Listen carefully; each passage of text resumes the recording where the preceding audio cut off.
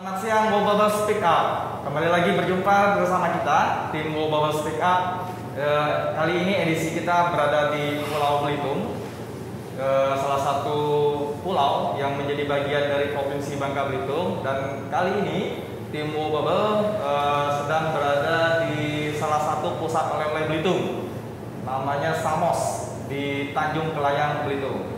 Nah, kali ini tim Bubble Speak Up kedatangan tamu, salah satu orang penting di Pulau Belitung. Beliau merupakan tokoh yang sudah lama memimpin di Pulau Belitung, karena kalau kita lihat CV beliau ini sebelum menjadi wakil bupati di Kabupaten Belitung, beliau sudah lama menjabat menjadi anggota DPRD Belitung sejak tahun 2004 hingga 2009 dan dilanjutkan menjadi staf khusus Gubernur Provinsi Kepulauan Bangka Belitung, dan setelah itu beliau menjabat menjadi Wakil Ketua DPRD Kabupaten Belitung. Nah, sebelum kita bicara tentang Belitung, mungkin ada baiknya kita bicara tentang kilas balik Pak Wakil Bupati, bagaimana Pak Ishak bisa tertarik menjadi seorang pejabat di Pulau Belitung ini.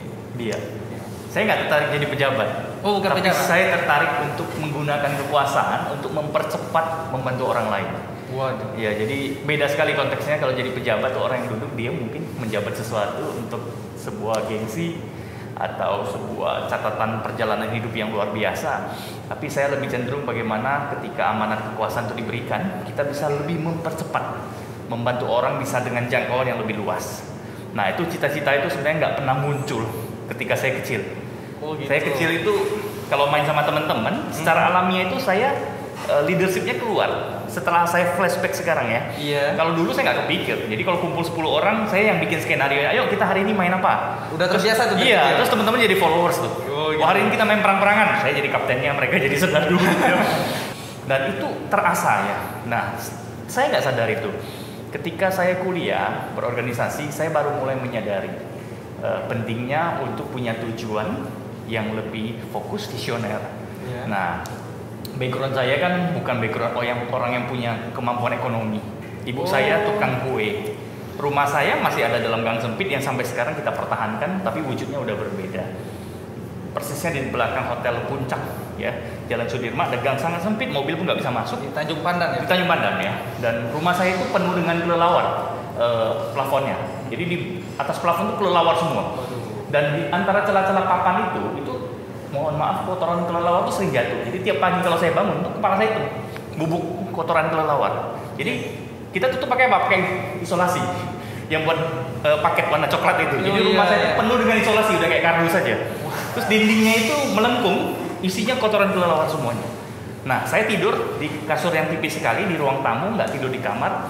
Kenapa? Karena saya anak bungsu, saya menemani ibu saya buat kue di lantai. Jadi kalau ibu saya bikin bolu kukus, sesi 2 itu, sesi pagi bikin bolu lain, sesi malam bikin bolu kukus, saya nonton TV hitam putih, terus saya temenin beliau sampai pagi. Ya, saya tertidur, beliau masih duduk di situ. Saya bangun tidur di jam 5 gitu, beliau masih di situ. Jadi bayangin, bikin kue khas Belitung ya, Pak? Iya, bolu kukus sih. Bolu kukus, kue tar juga bikin, dan seterusnya. Mama saya itu mencoba untuk bagaimana mendampingi ayah saya yang punya masalah ekonomi, ya. Jadi saya melihat bagaimana perjuangan orang tua saya supaya anak-anaknya juga bisa memperbaiki masa depan. Yang orang tua saya lakukan itu bukan untuk biaya hidup saja, tapi bagaimana memperbaiki masa depan dengan menyekolahkan anak-anaknya dengan lebih baik. Jadi 4 kakak saya itu semuanya sarjana. Ya, jadi semua dikirim keluar untuk belajar. Padahal kalau kita mau tahu sesungguhnya orang tuanya setengah mati di daerah. Anak-anaknya kuliah di sana. Tapi jadi anak beliau kuliah semua ini? Semua kuliah. Waduh, semua sarjana ya. Dan semuanya beda-beda. Ya, ada yang teknik sipil, ada yang hukum, ekonomi, ada yang komputer, dan saya interior designer. Jadi udah dibagi tuh, ya. Jadi kita nggak kebayang orang tua yang bikin kue tapi punya visi mempersiapkan anaknya supaya perbaiki wajah masa depan keluarga. Nah, saya nggak kebayang juga mau kuliah. Karena saya tahu diri, saya tahu diri. Jadi suatu hari waktu saya lulus SMA, saya berjalan di kampus yang paling banyak diminati orang Bangka Belitung. Salah satunya Tarumanegara kan, Trisakti, UPH, BINUS ya. Nah, pilihannya kan cuma itu tuh. Saya pilihnya Tarumanegara, ya, karena ya? Iya, di Jakarta Barat. Saya nggak berani masuk kampus itu karena saya nggak tahu, ibu saya nggak Megah ya? Megah kan? Tapi saya bilang sama minta 100.000 mah, buat apa? Minta deh pokoknya. Yeah. Saya beli formulir pendaftaran, saya isi formulir, saya ikut tes, dan saya lulus tes, ada grade-nya tuh, bayarnya berapa juta loh gitu. Saya kasih mama saya, mas saya udah pilih kampus ini, nilainya sekian. Ibu saya diem, karena dia lihat nilainya mungkin besar ya. Di saat itu ya. Saat itu ya. Terus pada akhir pendaftaran, saya nunggu nggak, gimana ya? Akhirnya ibu saya bilang nih ada uangnya, kamu pergi daftar. Ya, akhirnya saya daftar, saya masuk kampus, dan bayangin kalau anak tukang kue dari daerah, pakaiannya bagaimana? Ya, saya pakai sepatu bekas kakak ipar saya yang kantoran yang udah nggak dipakai, yang udah solnya udah licin, ya. Suram ya. Bayangin umur Iya. saya 20 sekian, Iya. saya pakai sepatu yang buat orang umur 40. Wah. Jadi kelihatan banget perbedaannya ya. Iya. Terus baju saya beli di Tanah Abang satu lusin. Jadi bentuk bajunya sama, polo KW ya. Iya. Tapi warnanya hari ini bisanya biru, besok merah dan seterusnya coklat. Jadi kawan sudah bisa nebak besok pasti polo lagi tuh. Ya. Nah, itu saya jalan terus sampai semester 5 ketika ayah saya meninggal di Jakarta setelah kerusuhan. 1 minggu setelah kerusuhan ayah saya kan shock ya. Darahnya tinggi naik, kemudian saya temenin ayah saya di rumah sakit, meninggal. Waktu ayah saya meninggal tuh saya melihat perlakuan, mohon maaf ya, oknum-oknum tenaga medis tertentu kurang menghargai orang-orang miskin. Jadi saya punya sedikit gambaran ya. Kalau orang kurang mampu tuh akan diperlakukan seperti apa sih kalau dia sakit. Jadi saya jaga ayah saya selama seminggu di rumah sakit dan saya terdoktrin di situ. Dan ketika ayah saya meninggal tuh saya membisik di kupingnya sebelum benar-benar pergi gitu ya. Saya bilang saya akan perbaiki sistem kesehatan. Bagaimanapun caranya. Di Belitung ya? Di Indonesia. Ayah saya meninggal di Jakarta. Dan saat itu juga ayah saya angkat tangan terakhir, salaman sama saya udah itu selesai. Ya jadi saya teringat betul tuh janji saya sama ayah saya. Nah akhirnya ayah saya meninggal pun itu kan banyak bilnya tuh, tagihan-tagihan rumah sakit. Itu keluarga masih harus cari solusi sana sini untuk lunasi, baru bisa dibawa pulang jenazahnya untuk dimakamkan. Dan ayah saya nggak dimakamkan di Belitung karena nggak punya duit. Kita makamkan di Cibubur di Pondok Rangon. Jadi Iya, kalau ya, bawa sini kan lumayan mahal banget ya. Jadi Iya. nah itulah perjalanannya. Nah di semester 5 itu ketika ayah saya sudah meninggal, ibu saya mulai down. Udah nggak bikin kue ya, Ya, dari turun. kakak saya semangatnya udah kurang. Akhirnya saya juga bilang saya nggak mau kuliah lagi lah. Di saat itu, Iya. semester 5 itu. Iya, nggak ada uang lagi, mau gimana? Saya nggak punya semangat. Nah di perjalanan ke kampus, saya tuh mau kabarin tuh dekan saya bahwa saya nggak mau lanjut lagi. Sempat kepikiran itu. Ya udah, dan saya sempat sakit tipes berat itu waktu itu, karena down juga. Jadi ada sebuah pengumuman di kampus itu lomba karya tulis ilmiah mahasiswa. Kategori politik, kategori sosial, kategori seni dan sebagainya. Saya lihat, ini menarik nih. Wah, saya coba deh ada beasiswanya. Saya bikinlah karya tulis tuh. Saya duduk di samping tukang ketik, kan ada tuh yang sewa tuh ketik, saya nggak bisa ketik. Saya duduk, saya ngomong, tuh dibikin dalam 2 hari selesai tuh tebel. Terus saya daftarkan. Saya pilihnya politik. Nggak tahu kenapa. Padahal mahasiswa interior Sedih. defense. Iya. Nih. Saya curahkan isi hati saya, analisa saya bahwa waktu kerusuhan itu bukan kerusuhan antar sesama yang sesungguhnya. Itu kerusuhan politik. Ya itu bagian dari settingan politik. Bungkusnya iya, ya beda-beda bungkusnya. ya. Itu ada kepentingan ya. Jadi komoditinya adalah SARA dan seterusnya. Nah, Iya. saya bikin tulisan itu judulnya Pembauran Mahasiswa, Pembaharuan Indonesia. Waduh, Jadi kampus kecil, Iya. ya, kalau kita mahasiswa, kamu suku Madura, saya Tionghoa, nggak ada tuh kita berantem. Bener, soal suku kita berantem paling soal cewek, soal parkir gitu kan, soal traktiran, nggak ada. Udah lah. Lu ini wah aja dulu sukunya beda, nggak ada ceritanya di situ. Lulu gua aja ya. Nah, saya bikin judul itu dan masuk final. Dan akhirnya saya presentasi, saya juara 1. Dan akhirnya saya dapat beasiswa 2 semester. Waduh. Di tahun berikutnya, saya bikin lagi tuh. Di semester terakhir saya tuh. Semester 8. Ya, tahun terakhir kuliah saya bilang ini saya harus eksekusi terakhir supaya saya lulus dengan beasiswa.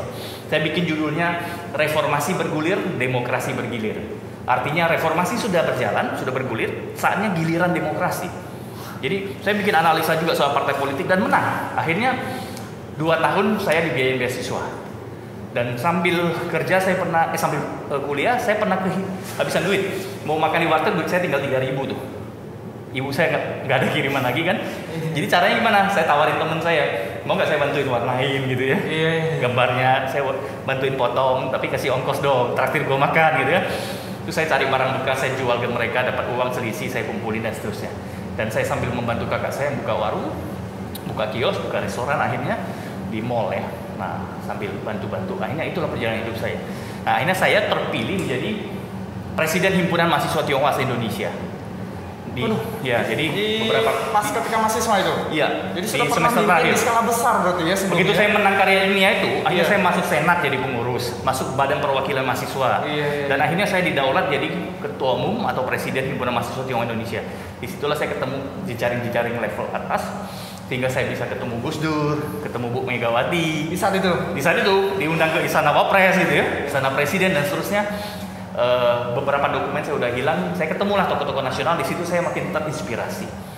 Dan akhirnya saya berlabuhlah di sebuah partai politik yang namanya Partai Indonesia Baru. Dan saya diminta salah satu deklaratornya. Dan saya didaulat jadi satu ketua DPP di antara 4. Deklarator di pusat berarti ya. Di pusat. 100 deklarator salah satunya saya, dan usia saya waktu itu kalau nggak salah 23 tahun. Waduh, waktu Ya. Dan saya masih belia ya. masih beliau masih turun. Dan saya diminta jadi ketua DPP. 3 ketua DPP yang lainnya adalah doktor-doktor. Ya, dan yang lainnya profesor dan ahli-ahli. Ketua umum juga Dr. Syahrir ya, ahli ekonomi. Dan saya lebih banyak mendengar pada saat itu ketimbang banyak bicara, karena saya tahu diri ya. Saya sudah banyak belajar. Nah, itu perjalanan singkatnya. Hanya saya diasah terus bagaimana Dr. Syahrir membentuk saya, dan akhirnya saya ketemu Ahok juga. Ahok masuk 1 tahun setelah saya, dia pengurus PIB di Belitung Timur, dan saya masih di pusat. Dan ketika pemilihan kami memilih sama-sama membagi daerah. Dia di timur, saya di Indo. Masuk ke DPRD dan saya dimarahin waktu itu. Kamu Jadi, ketua DPP ngapain nyalon di daerah? Oh, Bukan nyalon di pusat. iya. Ya kan? Saya bilang saya harus belajar dari masalah masyarakat paling bawah. Supaya saya tahu ketika suatu hari nanti saya di puncak di atas, saya tahu masalah sesungguhnya. Jadi secara gradual, saya nggak mau tiba-tiba berada di atas. Tidak Dan ada instan. akhirnya di tahun 2004, di umur 26 tahun saya terpilih jadi anggota DPRD Belitung. Umur Dan- 26 tahun ya. Iya. Sudah menjadi anggota Jadi DPRD. perjalanan sampai hari ini tiba-tiba 43 tahun. Berarti pada saat itu di antara anggota DPRD Belitung lainnya, Pak Wakil Bupati yang paling muda. Saya paling muda, saya 4 minoritas. Minoritas pertama partai saya 1 kursi sendiri. Yang 4 kedua, minoritas. saya mohon maaf, saya agama Katolik sendirian. Kata sendiri Ya, saat jadi itu. 24 sahabat saya itu muslim semua. Kemudian saya sipit sendirian. Bisa. Iya ya. Nggak, kemudian fraksi terkecil lah waktu itu, dan akhirnya kita bergabung jadi fraksi terbesar. Ya, jadi akhirnya itulah seperti itu. Jadi sahabat Ubabal sudah kita dengar kilas dari Pak Wakil Bupati Pak Ishak Mirodi, dapat kita dengar beliau terlahir dari keluarga yang penuh semangat, penuh perjuangan, sehingga yang membentuk karakter beliau, mental beliau hingga beliau saat ini. Jadi Pak Wakil Bupati ini merekam kenangan-kenangan dia dan membalasnya menjadi sebuah kebaikan. Ketika beliau menjabat menjadi wakil bupati, beliau pengen merubah yang sebelum-sebelumnya Pak Wakil ya menjadi sebuah tanda negatif lah ya, Iya. tanda kutip menjadi derita masyarakat secara luas. Iya, makanya minggu pertama jadi wakil bupati saya dengan Pak Sanem sebagai Iya. bupati, kita langsung meluncurkan program SATI, sistem pelayanan kesehatan terintegrasi. SATI. Saya nggak mau masyarakat kami mengalami hal yang serupa seperti ayah saya alami. Berobat nggak punya kemampuan ekonomi, akhirnya jual tanah, jual mobil, jual semuanya, jatuh Iya. miskin. Jual. Dan ketika dia meninggal, keluarganya ditinggalkan beban utang dan kesulitan hidup. Nah, ini kita nggak mau seperti itu. Maka kita luncurkan program itu supaya bisa membackup mereka. Sekarang masyarakat Belitung yang nggak punya BPJS, kami BPJS kan 100%. Waduh. Ya, jadi Belitung itu sudah UHC, Universal Health Coverage. Iya. Jadi perlindungan total ya terhadap BPJS kesehatan. Oke, bicara Belitung Bupati, untuk di 2020 kan Indonesia ya, khususnya Indonesia secara global kan kita terkena pandemi COVID-19. Betul. Pastinya Belitung Mm-mm. itu sangat terkena imbasnya, apalagi Belitung saat ini sudah bertransformasi menjadi sebuah tempat pariwisata. Nah, Persis. itu bagaimana kondisinya pariwisata di Belitung? Ya, tentu Belitung seperti yang disampaikan Bro tadi bahwa kita sedang bertransformasi, dan proses transformasi itu ternyata kita menghadapi badai besar namanya pandemi. Iya Di 2018 dan 19 Belitung itu sedang terbang cukup tinggi. Nah, 2020 itu adalah tahun yang paling cemerlang sebenarnya harusnya. Seharusnya ya. Ya, dalam planning itu kita sudah terbangkan Air Asia dari Kuala Lumpur ke Belitung dengan tingkat seat load factor itu okupansi pesawat itu 70% ke atas. Dari KL ke sini, Iya, ya 1 minggu 4 kali. Dan kita sudah menjajaki dan persiapan terbang Jetstar dari Singapura ke Belitung. Dan dari Cina ada 2 pesawat. Ya, jadi ada 4 direct flight dari luar negeri yang akan landing di Pulau Belitung. Apa yang terjadi menghadapi pandemi? Semuanya cancel, mundur ke belakang, list hotel, restoran yang buka semua bubar. Ya, jadi ini kesempatan kita sebenarnya, bukan musibah. Ini kesempatan kita untuk mengupgrade skill, berbenah destinasi. Kita evaluasi bercermin, kita kurangnya di mana. Habis pandemi ini orang sukanya destinasi seperti apa? Kita perbaiki. Yang tadinya kita desain yang glamor, rubah yang jadi yang alam. Jadi orang mungkin akan lebih suka outdoor dan seterusnya. Kita rubah. Strateginya kita rubah. Ya, dan kita rubah juga budaya pelayanan kita, hospitality-nya. Kita rubah. Ini nggak gampang. Karena Belitung beda dengan Bali. Belitung beda dengan Labuan Bajo. Belitung beda dengan daerah wisata lain. Kenapa? Sekali lagi kita transformasi dari tambang yang instan. Tambang itu kan cenderung merusak. Karena nggak ada pilihan ekonomi waktu itu.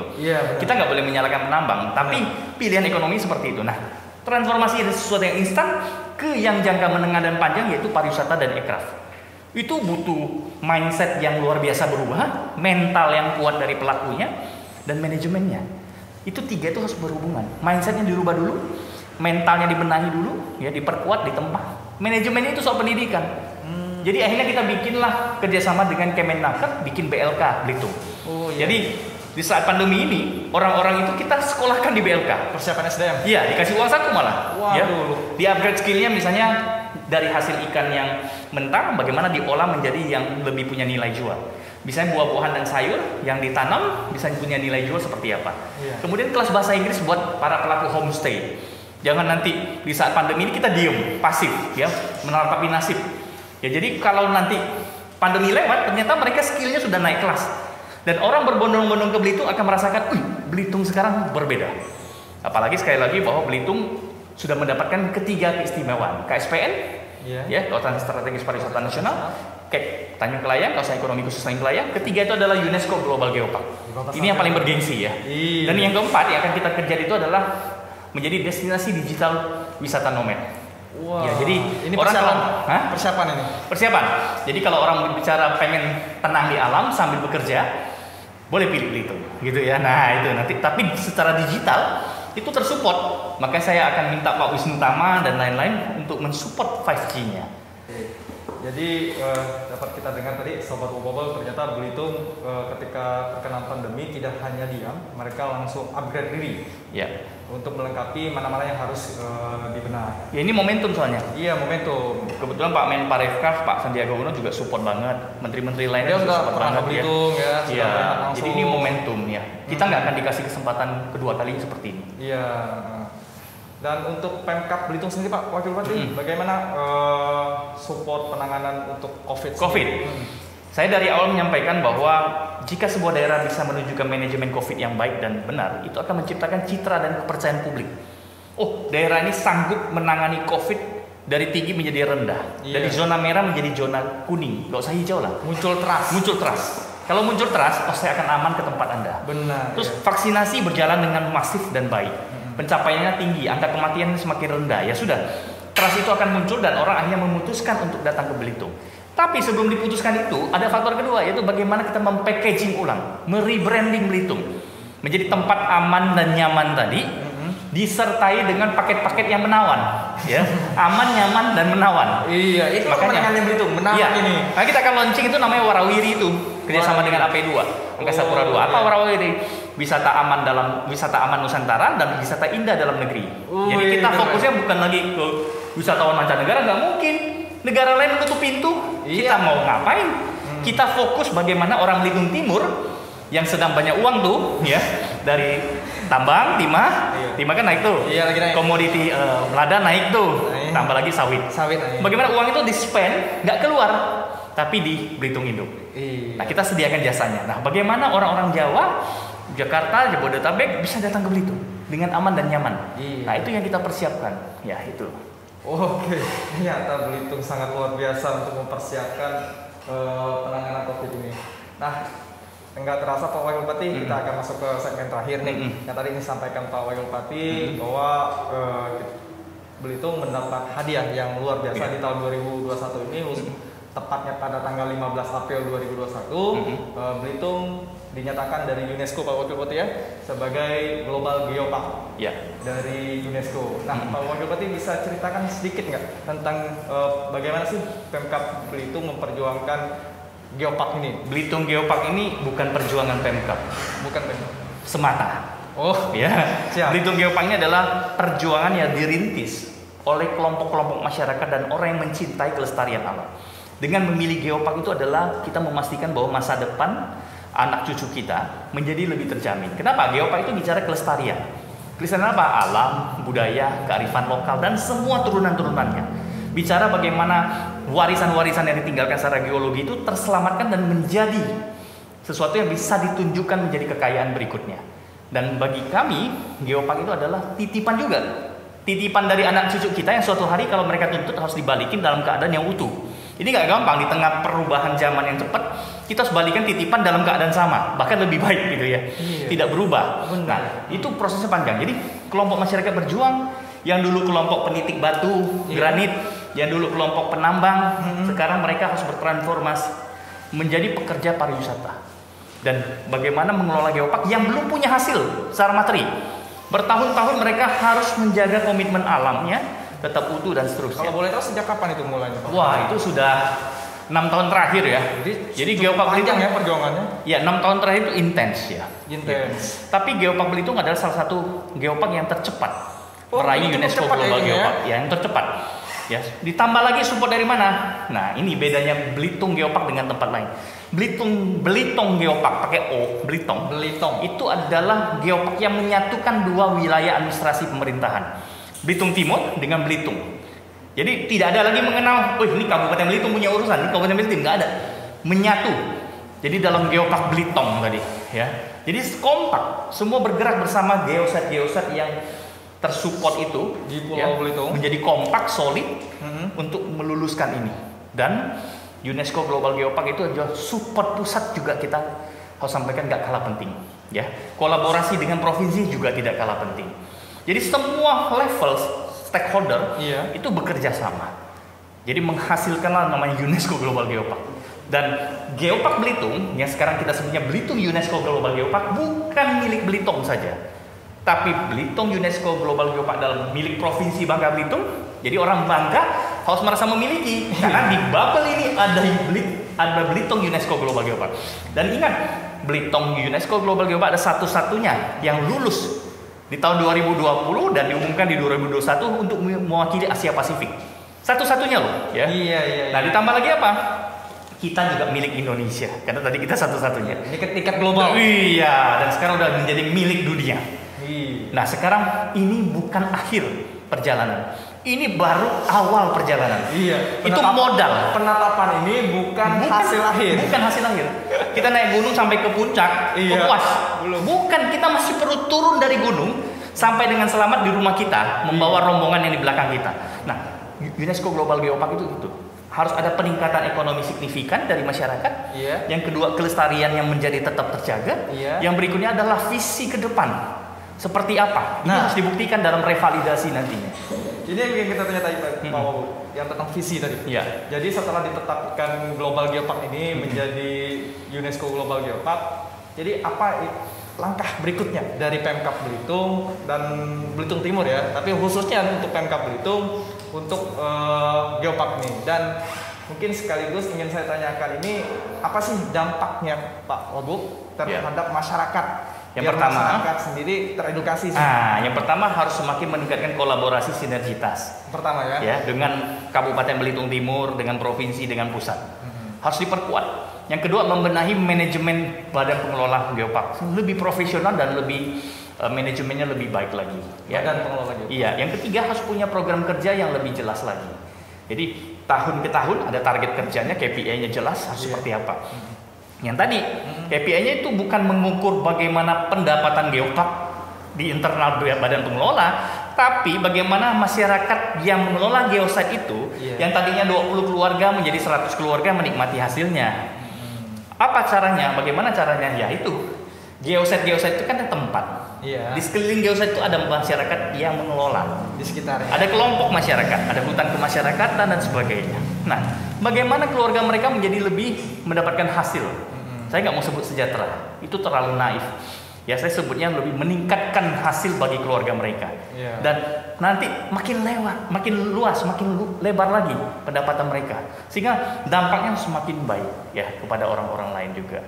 Dan akhirnya Belitung terdoktrinlah, terciptalah image menjadi wisata yang aman di alam. Ya, jadi ini kebutuhan pandemi terjawab. Visi menjadi wisata yang aman di alam. Iya, tercapai. Karena geopark itu bukan bicara sesuatu yang glamor. Iya. Beda kita bangun yang bintang 5+ itu glamor. Bukan ya. Kita datang ke Belitung lihat, wih Bukit Peramun alamiah.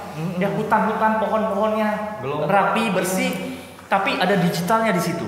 Begitu di scan pakai aplikasinya keluar hologram. Kan begitu ya. Nah, di Bukit Peramun udah terjadi. Ya, kemudian geoset lain juga sama. Bagaimana kita menunjukkan perpaduan kearifan lokal, kemudian dikawinkan dengan transformasi digital, sehingga terjadi lompatan yang cepat. Nah ini visi kita. Nah ini perlu penguatan tadi, kolaborasi dan sinergitas. Bukan saatnya lagi kita bicara ini ranah kewenanganmu, ini ranah kewenanganku. Nggak bisa lagi. Ini modal besar, ya. Saya beruntung sekali mendapat amanah dari masyarakat, dan juga saya mau dedikasikan kepada semua, kepada Tuhan, kepada masyarakat. Di momen seperti ini nggak bisa saya ulang. Di saat kita menjabat tiba-tiba ada UNESCO Global Geopark, kita meninggalkan sebuah legacy yang akan diingat oleh anak cucu kita. Tapi legacy ini akan menjadi berguna dan semakin diingat kalau ya anak cucu kita nanti, wah akhirnya UNESCO membuat Belitung jadi ramai wisatawan, masyarakatnya menjadi punya penghasilan yang luar biasa. Dan akhirnya apa yang terjadi? Masyarakat semua tetap bahagia. Itu yang paling penting. Dan ketika kita udah tua duduk, ini hasil peninggalan kita. Kan gitu ya. Pensiun dengan aman dan tenang. Jadi sudah kita dengar nih dari Pak Wakil Bupati Pak Ishak tentang geopark tadi. Sebenarnya geopark ini sendiri Pak Wabuk, itu sebenarnya untuk di Belitung bisa ditetapkan sebagai geopark oleh UNESCO ini, kelebihannya apa sih dibandingkan dengan geopark lain? Karena Belitung ini mendapatkan status geopark di Indonesia itu yang ke-6. Sebelumnya sudah ada. Nah, kita dengar dari Pak Wakil Bupati, apa sih kelebihannya? Setiap geopark itu harus punya keistimewaan geologi ya, dan keistimewaan kearifan, baik itu budaya ya kan, ada kuliner yang disebut dengan geokuliner, ada geoculture-nya tadi ya, ada geoeducation dan sebagai unsur pendukungnya. Tapi keunggulan Belitung yang paling utama itu ada beberapa. Yang pertama adalah batu-batu granit kita yang sudah umurnya bahkan lebih tua dari zaman Jurassic. Batunya? Iya, batu granit itu. Kalau Anda lihat, itu batu. Nah, kalau kita lihat ini hanya batu. Iya. Nah, di berbagai tempat banyak batu tapi di darat. Uniknya batu granit di Belitung adalah di tengah laut. Batunya? Iya. Konon menurut ahli itu adalah terdorong dari bawah ke atas, menjulang ke atas. Jadi dari dasar laut menjulang ke atas, dan umurnya lebih tua dari zaman Jurassic Park. Dari zaman Jurassic, bukan Jurassic Park, Jurassic ya. Zaman dinosaurus. Zaman dinosaurus. Kemudian keunggulan berikutnya Belitung punya batu satam, ya. Bilitonit itu adalah salah satu keunggulan. Di pulau lain yang punya penghasilan timah tidak ditemukan batu satam. Itu unik ya. Iya kan? Itu ya bedanya ya. Itu salah satu yang didaftarkan di UNESCO. Yang ketiga itu adalah Belitung punya tambang-tambang tua di Belitung Timur, ya, Namsalu ya. Kemudian kita punya lagi open pit ya. Kita punya lagi tempat-tempat yang sangat mendukung Belitung menjadi geopark, seperti Bukit Peramun ya. Kawasan Tanjung Kelayang itu bagian dari geoset ya. Yang panjang ini. Iya, kita punya hutan bakau di juru seberang ya. Jadi banyak sekali yang bisa diunggulkan. Jadi Belitung menjadi lebih lengkap. Bukan hanya jualan pantai. Benar. Pilihannya lebih lengkap. Ya, jadi geopark Belitung itu adalah bicara soal bagaimana keanekaragaman kekayaan tersebut yang merupakan warisan maupun titipan tadi, itu menjadi sebuah yang bisa diunggulkan. Ya, yang tadi saya sebut, kalau Anda datang makan bedulang, itu geokuliner. Ya, ada ceritanya, ada filosofinya. Itu masuk dalam bagian dari geopark. Ya, bukan hanya bicara taman bumi toh. Oh ini taman bumi, ada hutan, ada ininya. Bukan. Dalamnya ada budayanya, ada tari-tariannya, ya, ada kebiasaan masyarakat, dan yang paling penting geopark Belitung itu sekarang sudah ditularkan ke level paling bawah, sudah masuk dalam kurikulum anak SD dan SMP. Ada bukunya, ya, jadi bukan hanya cerita di orang dewasa, anak-anak pun harus mulai mengenal itu. Dan saya sudah menghibahkan 14 cerita rakyat Belitung, ya saya kerja sama dengan Pak Rian yang bikin sketsa. Saya kasih ceritanya, Oh iya. Sketsa. Itu saya tahu. Nah, buku komik itu udah saya serahkan ke perpustakaan daerah Belitung. Jadi anak-anak tuh kalau mau baca komik tentang cerita rakyat Belitung, baca lah. Jadi pengenalannya sudah sejak dini. Iya. Jadi 3 bulan lalu saya udah serahkan, hibahkan. Iya. Jadi kita kan udah pakai Belitung, perpustakaan digital. Waduh. Nggak perlu datang ke perpus, buka aja tuh. Ya, baca aja buku. Sudah ada bukunya di situ. Sudah ada komiknya di situ. Ya. Wah. Jadi harus konsisten ya. Dan Jadi ini menjadi langkah untuk Belitung yang digital tadi. persis. Oh Ya, jadi kita tahu tantangan ke depan bahwa digitalisasi ini bisa merubah budaya. Karena itu apa yang menjadi budaya kita, budaya Melayu, budaya kebersamaan dan keberagaman dengan suku-suku dan agama lainnya, itu harus jadi kekuatan yang kita bungkus melalui digital. Tapi tidak menghilangkan nilai-nilainya. Itu paling penting. Waduh, luar biasa. Kita mendapatkan informasi yang lengkap, update, dan pastinya akurat langsung dari Pak Wakil Bupati kita, Pak Ishak Melody. Nah, di segmen terakhir ini, teman-teman Wobel Speak Up, kita akan mendengar testimoni ataupun saran dari beliau terhadap kita generasi muda di khususnya di Bangka Belitung ya dan Belitung.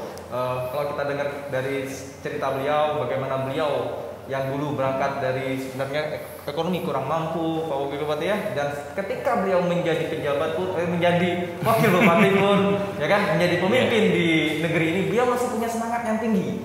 Nah, mari kita dengar dari beliau, bagaimana sih untuk menjadi generasi muda yang dibutuhkan untuk masa yang akan datang nih Pak Wakil Bupati. Ya, saya punya satu filosofi yang selalu terdoktrin di pikiran saya, dan saya bikin kalimat itu sendiri. Kesuksesan adalah ketika kegagalan sudah bosan menghampiri kita. Jadi definisi kesuksesan itu adalah ketika kegagalan udah bosan lihat kita. Jadi kalau si kegagalan sudah bilang sama Bung Robi, Bi, aku bosan lihat kamu, udahlah kamu sukses saja lah sana. Ya artinya kita nggak bisa langsung sukses, kita akan sering bertemu yang namanya si gagal itu. Tapi nggak boleh bikin kita berhenti, bikin sampai dia bosan lihat kita. Akhirnya kita sukses terus. Ya, jadi anak muda itu kadang-kadang nggak sabar, nggak fokus, nggak visioner, nggak inovatif, nggak kreatif. Baru begini aja udah langsung, udahlah aku give up. Saya nggak mau melangkah lagi. Padahal dia sedang berada di right way, jalan yang benar. Ya, tapi itu udah mundur gitu ya. Nah itu kurang giginya di situ. Saya sudah alami kesuksesan, kegagalan dan sukses lagi. Berulang-ulang. Sampai akhirnya benar-benar terjadi, bosan sudah. Nah, yang kedua itu adalah ketika kita sudah sukses.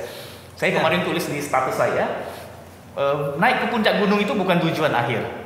Yang paling penting itu adalah ketika sudah sampai puncak, saya mau turun pulang ke rumah di kaki gunung itu dengan selamat. Ibarat kita naik pesawat tuh take off urusan lain, landing urusan lain. Persis. Jadi kadang orang itu mau capek urusan udah sampai puncak udah seneng. Wah, udah selesai, saya udah sampai tujuan. Salah. Kayak sekarang saya jabat wakil bupati, apakah sudah puas? Belum. Ketika saya selesai mengakhiri jabatan saya di 2023 Desember tanggal 31, saya mau berhenti dan jadi warga negara yang baik dan orang biasa dengan hidup tenang. Bangun tidur ada anak istri di samping, ya, dan seterusnya. Itu yang paling penting dalam hidup. Dan ketika sedang menjabat, ingatlah bahwa satu gelas kosong kalau Anda tuang air, jangan biarkan ia penuh dan baru berhenti menuang. Karena kalau kamu nggak berhenti menuang, kamu biarkan dia penuh, akan meluber kemana-mana. Jabatan juga sama, sesuatu yang berlebihan tidak akan baik. Jadi tahu diri, tahu kapan harus berhenti menuang, tahu kapan Anda harus berhenti menjabat sesuatu pada waktu puncak. Jadi kalau sekarang saya banyak dipuji orang misalnya nih, oh wabuk nih hebat nih, saat itulah kamu harus berhenti jadi wabuk. Jangan nunggu. Beda ini. Iya dong, jangan nunggu. Kamu udah nggak dipuji orang, kamu turun, kamu akan ditemu orang terus nanti. Dalam hidup akan jadi catatan buruk ya. Kamu berhenti di saat puncak itu saat paling indah. Jadi itu akan mencegah ambisi kamu berlebihan. Berhenti jadi wabuk, ganti jadi buk. Nggak harus. Oh, nggak harus ya. Iya, nggak harus seperti itu. Oh gitu. Jadi saya kira jawabannya seperti itu. Bisa jadi YouTuber. Bisa jadi influencer. Jadi sekelas mengendorse UMKM ya. Buat sobat Wobel, Pak Wabuk ini meskipun beliau sibuk ya, di sela-sela kesibukan beliau masih sempat untuk memberikan inspirasi kepada kita, bukan hanya melalui kata-kata. Tapi melalui tindakan beliau sudah saat ini sudah lebih 1 tahun ya Pak Wabuk ya. Apanya? Untuk mulai baru 2 bulan setengah. Oh, 2 bulan setengah. Puji Tuhan sudah subscribernya sudah 3.000 lebih. Lumayan. Jam tayangnya udah 2.000 lebih. Iklan udah mulai masuk itu. Iklannya bentar lagi 4.000 jam. Iya. Dan di sini beliau tidak hanya untuk mempromosi diri pribadi ya. Tujuan saya adalah di saat pandemi banyak orang membutuhkan media campaign.